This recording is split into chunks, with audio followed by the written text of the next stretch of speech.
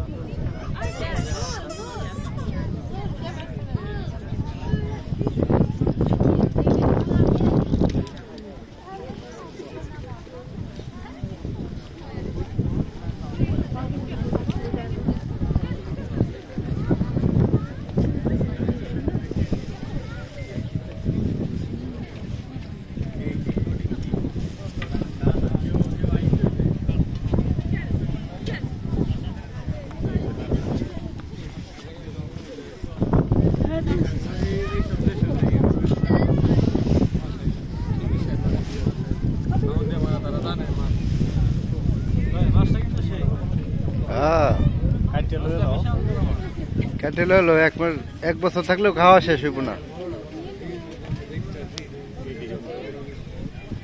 Давайте